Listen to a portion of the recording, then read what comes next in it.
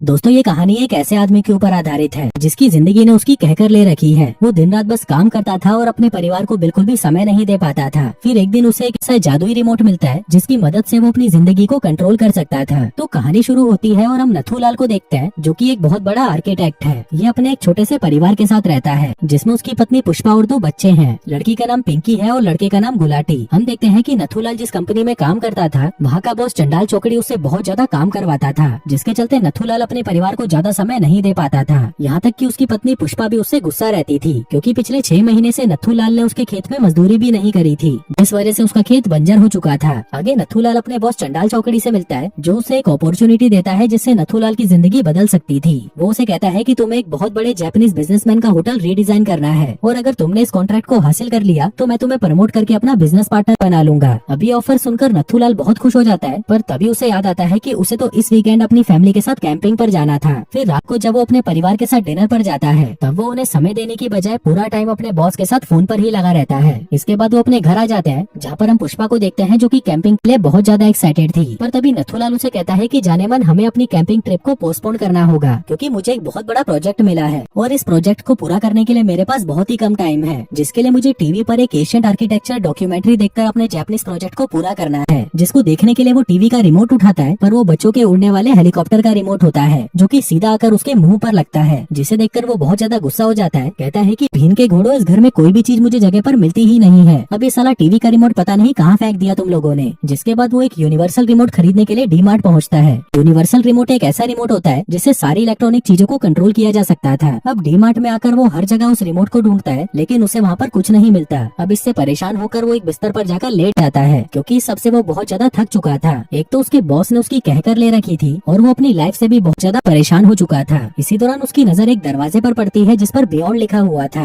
और ये देखने के लिए कि इस दरवाजे के पीछे क्या है वो उसके अंदर चला जाता है। वो देखता है कि ये जगह देखने में किसी कबाड़ खाने से कम नहीं लग रही थी। इसी दौरान उसकी मुलाकात एक बेरोजगार इंजीनियर चिंटू चटोरे से होती है। चिंटू चटोरा उससे पूछता है कि तुम यहाँ पर क्या लेने आए हो। नथुलाल बताता है कि मुझे एक ऐसा रिमोट चाहिए जिससे मैं किसी भी इलेक्ट्रॉनिक चीज को कंट्रोल कर सकूं और प्लीज थोड़ा जल्दी करना क्योंकि मेरे बॉस ने मेरी गींड मार रखी है। ये सुनकर चिंटू चटोरा उसे अपने गोदाम में ले जाता है जो कि साला उस डी-मार्ट से भी बहुत बड़ा था। वहाँ पर वो उसे एक रिमोट दिखाता है और कहता है कि तुम इसे फ्री में रख सकते हो। वो कहता है कि ये रिमोट बहुत एडवांस है, ऐसा रिमोट आज से पहले कभी नहीं बनाया गया। इसे इस्तेमाल करने के लिए तुम्हें बस इस पर क्लिक करना है, जिसके बाद ये रिमोट अपने आप ही काम करने लगेगा। उधर नथुलाल को कुछ तो अजीब लग रहा था क्योंकि ये झाट की दुकान उसे ये रिमोट फ्री में जो दे रहा था। तभी चिंटू चटोरा उसे कहता है कि अच्छे लोगों को हमेशा एक ब्रेक की जरूरत होती है ताकि वो अपने आप को पहचान पाए। जिसके बाद वो उसे रिमोट देते हुए कहता है कि एक बात का ध्यान रखना, मैं इस रिमोट को कभी भी तुमसे वापस नहीं लूंगा। नथुलाल कहता है कि कोई चीज लेने के बाद मैं उसे कभी वापस करता ही नहीं। आगे उस रिमोट को लेकर वो अपने घर पहुंचता है और अपना काम करना शुरू कर देता है। इसी दौरान वहाँ पर उसका कुत्ता शैंकी आता है और जोर जोर से भौंककर उसे डिस्टर्ब करने लगता है। तभी नथुलाल गुस्से में उस रिमोट को उठाता है और वॉल्यूम डाउन का बटन दबाता है जिससे उस कुत्ते के भौंकने की आवाज भी कम हो जाती है। नथुलाल ये देखकर हैरान रह जाता है कि भीनी के लिए ये कैसे हो सकता है, पर तभी उसे याद आता है कि उसने कुछ ज्यादा ही कप सिरप पी लिया था जिससे शायद उसे नशा हो गया। आगे वो अपने कुत्ते को हगाने के लिए बाहर ले जाता है लेकिन वो कुत्ता जल्दी से हगने की बजाय इधर उधर मुंह मार रहा था। तभी नथुलाल उस रिमोट को उसकी तरफ पॉइंट करता है और फास्ट फॉरवर्ड का बटन दबाता है जिससे वो कुत्ता 10 सेकंड में ही इधर उधर घूमकर हग लेता है और हल्का हो जाता है। अब ये देखकर नथुलाल की फटकर 464 हो जाती है। जिसके बाद उसे अब यकीन हो जाता है कि उसके पास जो रिमोट है वो कोई मामूली रिमोट नहीं है।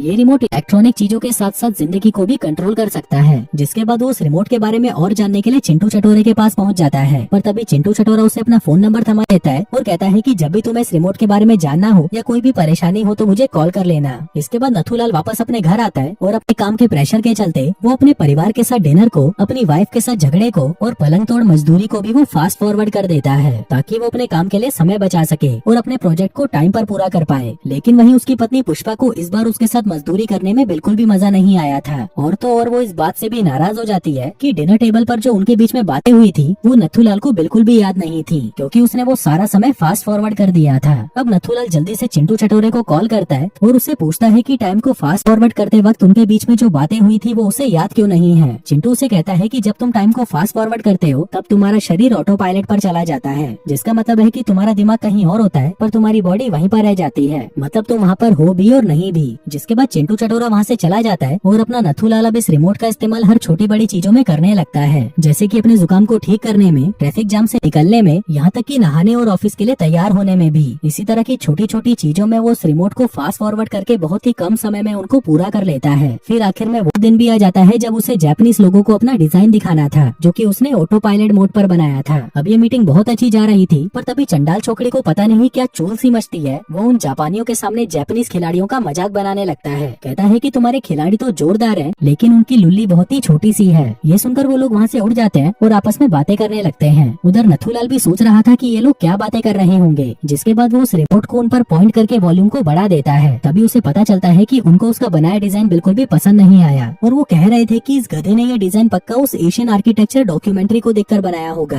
दरअसल वो लोग अपने कमरे के डिजाइन को और बड़ा करना चाहते थे और लॉबी में एक नदी का होना एकदम चूतिया बनती थी। तभी उनका बॉस कहता है कि चलो जल्दी से खाना खाते हैं और निकलते हैं यहाँ से। जिसके बाद हम सीधा आंटी के कोठे पर जाएंगे और दबाकर मजदूरी करेंगे। आगे वो वापस टेबल पर आते हैं, लेकिन तभी नथुलाल जिसने उनकी सारी बातें सुन ली थी वो उन्हें कहता है कि हमारा ये डिजाइन बिल्कुल बकवास है, हमें कमरों का साइज बड़ा कर देना चाहिए और ये लॉबी में नदी किस चूतिये ने डाली है, हमें तो बस अपने प्रॉफिट के बारे में सोचना चाहिए। और खाना खाने के बाद मैं आप सभी को आंटी के कोठे पर लेके जाऊंगा, जहाँ पर हम सभी लोग दबाकर रबड़ियाँ पेलेंगे। अब ये सुनकर सारे जापानी खुश हो जाते हैं और इस प्रोजेक्ट को नथुलाल की कंपनी को दे देते हैं। फिर रात को जब नथुलाल अपने घर पर आता है तो वो अपने बच्चों के लिए साइकिल और अपनी पत्नी के लिए एक महंगा सा हैंडबैग लाता है। तभी पुष्पा उससे ये चीजें लाने का कारण पूछती है। नथुलाल कहता है कि अब मैं अपने बॉस का बिजनेस पार्टनर बन चुका हूँ। अब ये सुनते ही पुष्पा खुशी से उस पर टूट पड़ती है। जिसके बाद वो दोनों पूरी रात मजदूरी करते हैं। फिर अगले दिन नथुलाल स्टाइल मारता हुआ अपने ऑफिस पहुँचता है, इस खुशी में कि अब वो इस कंपनी का पार्टनर बन चुका है। पर तभी उसका बॉस चंडाल छोकरी उसे कहता है कि तुम्हें अभी पार्टनर नहीं बनाया गया, पहले तो तुम उस जापानीज प्रोजेक्ट का स्ट्रक्चर और प्लानिंग पूरी करके दो और ये सब करने के बाद ही मैं तुम्हें पार्टनर बनाऊंगा। अब ये सुनते ही नथुलाल को गुस्सा आ जाता है, क्योंकि उस होटल के स्ट्रक्चर और प्लानिंग को पूरा करने में 2 से 3 महीने आराम से लग जाएंगे। लेकिन वो तो अपने प्रमोशन की बात अपनी पत्नी को बता चुका था, इसलिए वो अपने रिमोट से चंडाल छोकरी को पॉज कर देता है और उसके मुंह पर 10-15 जोरदार चमाट मारता है। जिसके बाद वो उसके मुंह पर पाद भी देता है। इसके बाद वो अपने घर पर आता है, जहाँ प्रमोशन न मिलने की वजह से वो बहुत ज्यादा परेशान था। तभी उसके बच्चे अपनी बनाई हुई ड्राइंग्स लेकर उसके पास आते हैं, पर नथुलाल उनका मजाक उड़ाने लगता है, जो देखकर उसके बच्चे रोते हुए वहाँ से भाग जाते हैं। जिसके बाद वो अपनी पत्नी पुष्पा के साथ भी झगड़ा कर लेता है, जिस सबसे उसका दिमाग बहुत ज्यादा खराब हो जाता है। इसलिए वो रिमोट से अपनी लाइफ को तब तक फास्ट फॉरवर्ड करता रहता है जब तक उसे प्रमोशन न मिल जाए। जिसके बाद वो खुद को अपनी कंपनी की पार्टी में पाता है, जहाँ उसे पता चलता है कि उसको इस कंपनी में पार्टनर बनने में 1 साल का समय लग गया था। लेकिन इस बीते हुए 1 साल में उसकी पत्नी के साथ रिश्ते खराब हो चुके थे। आगे घर आकर वो अपने बच्चों से मिलता है, जो कि 1 साल बड़े हो चुके थे और अब उन्हें कार्टून देखना भी पसंद नहीं था। इसी के साथ उसे ये भी पता चलता है कि उसका कुत्ता शंकी मर चुका है, जो जानकर वो बहुत दुखी होता है और फूट फूट कर रोने लगता है। तभी पुष्पा उसे गले लगाकर संभालने की कोशिश करती है। जिसके बाद वो उससे वादा करता है कि वो बदल जाएगा और एक अच्छा इंसान बनकर दिखाएगा। जिसके बाद वो दोनों मजदूरी करने की तैयारी करते हैं, पर तभी वो रिमोट ऑटोमेटिकली उसकी मजदूरी के टाइम को फास्ट फॉरवर्ड कर देता है, जहाँ इस बार भी उसकी पत्नी ठंडी ही रह गई थी और हर बार की तरह उसे इस बार भी मजा नहीं आया था। नथुलाल सोचता है कि मैंने तो इस रिमोट को छुआ भी नहीं, तो ये खुद से फास्ट फॉरवर्ड कैसे हो गया। वो जल्दी से चिंटू चटोरे को बुलाता है इस प्रॉब्लम को ठीक करने के लिए। तभी चिंटू उसे बताता है कि ये रिमोट बहुत ही एडवांस है, जो तुम्हारे मन का इस्तेमाल करके उसी के हिसाब से काम करता है। वो बताता है कि तुमने हर चीज को 1 साल के लिए फास्ट फॉरवर्ड कर दिया था, यहाँ तक कि मजदूरी को भी। इसलिए जब जब तुम अपनी वाइफ के खेत में मजदूरी करोगे, ये उस पल को अपने आप ही फास्ट फॉरवर्ड कर देगा। और जब भी तुम्हारे बॉस से प्रमोशन की बात होगी, ये उस टाइम को भी फास्ट फॉरवर्ड कर देगा। यहाँ तक कि जब भी तुम ट्रैफिक जैम में फंसोगे, ये उसको भी फास्ट फॉरवर्ड कर देगा। और जब भी तुम नहाने या तैयार होने लगोगे, ये उसको भी फास्ट फॉरवर्ड कर देगा, क्योंकि तुमने इन सब चीजों में इस रिमोट को फास्ट फॉरवर्ड करने के लिए यूज किया था। इसलिए वो खुद से ही इन चीजों को फास्ट फॉरवर्ड करके उसे उसके परिणाम तक ले जाएगा। अभी सुनकर नथुलाल की फट जाती है और वो चिंटू को उसका रिमोट वापस लेने को कहता है, लेकिन वो उसे लेने से साफ मना कर देता है। नथुलाल गुस्से में उस रिमोट को तोड़ देता है, लेकिन वो रिमोट फिर से उसके हाथ में वापस आ जाता है। नथुलाल उसे बाहर फेंक देता है, लेकिन वो फिर से उसके हाथ में वापस आ जाता है, जिसका मतलब था कि अब इस रिमोट से पीछा छुड़वाना नामुमकिन था। फिर एक दिन नथुलाल बिना नहाए धोए बाथरोब पहनकर साइकिल पर ऑफिस पहुंचता है, ताकि वो रिमोट उसके टाइम को फास्ट फॉरवर्ड ना कर दे। आगे उसका बॉस चंडाल छोकरी उसे बताता है कि अब मैं रिटायरमेंट ले रहा हूँ और वेगस में एक लंबी ट्रिप पर जा रहा हूँ। मेरे जाने के बाद तुम आर्किटेक्चर टीम के लीडर बन जाओगे, जिसके कुछ ही सालों बाद तुम प्रमोट होकर कंपनी के CEO बन जाओगे। लेकिन तभी नथुलाल का टाइम फिर से फास्ट फॉरवर्ड होने लगता है, क्योंकि उसकी बॉस से प्रमोशन की बात चल रही थी।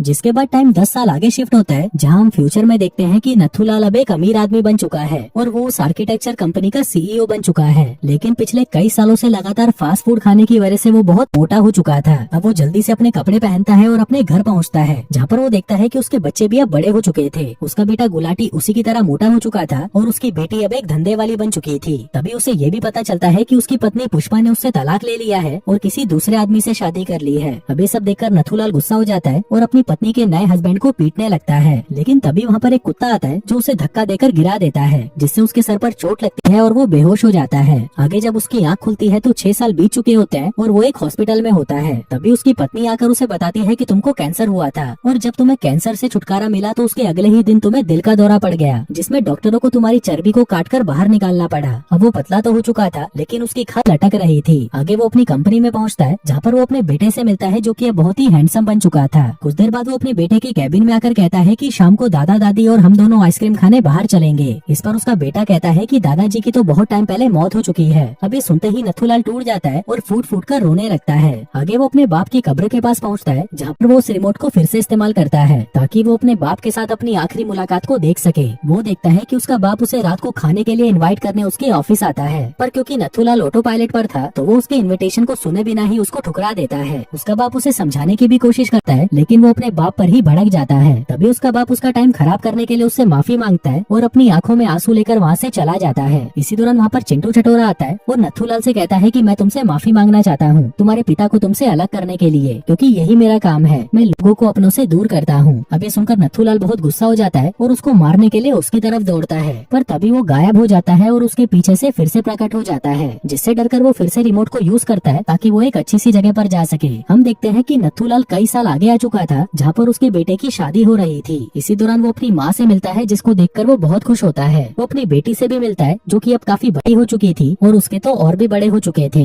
आगे जब वो अपनी पत्नी के साथ डांस करता है तभी उसे दिल का दौरा पड़ता है और वो वहीं पर बेहोश हो जाता है। इसके बाद जब उसकी आँख खुलती है तो वो एक हॉस्पिटल में होता है जहाँ पर उसका बेटा और बेटी उसे देखने आए थे। वो अपने बेटे से पूछता है कि तुम हनीमून के लिए कब जा रहे हो। बेटा कहता है कि मुझे बहुत काम है तो मैंने अपने हनीमून को कैंसिल कर दिया। अभी सुनकर नथुलाल घबरा जाता है क्योंकि उसे लग रहा था कि कहीं उसके बेटे का हाल भी उसी की तरह ना हो जाए। तभी वहाँ पर एक नर्स आती है और उन दोनों को बाहर ले जाती है। अब नथुलाल जैसे तैसे करके वहाँ से खड़ा होता है और अपने बेटे के पास जाने लगता है, उसे ये कहने के लिए कि तुम्हें हनीमून पर जाना चाहिए, कम तो बाद में भी हो जाएगा। वो उसके पीछे पीछे जाता है और सड़क पर गिर जाता है। तभी उसको देखकर उसका परिवार वहाँ पर आ जाता है, जिस दौरान नथुलाल अपने बेटे से कहता है कि तुम्हें अपने परिवार के साथ ज्यादा समय बिताना चाहिए। वो अपनी बेटी से भी माफी मांगता है क्योंकि वो उसके साथ ज्यादा वक्त नहीं बिता पाया था। जिसके बाद वो अपनी पत्नी पुष्पा से कहता है कि वो उससे बहुत प्यार करता है, जो कहते ही वो वहीं पर टपक जाता है। जिसके बाद अचानक उसकी आँख खुलती है और वो अपने आप को उसी डी-मार्ट में पाता है जहाँ पर वो उस यूनिवर्सल रिमोट को ढूंढने आया था। अब ये देखकर वो बहुत खुश होता है कि जो भी उसके साथ हो रहा था वो बस एक बुरा सपना था।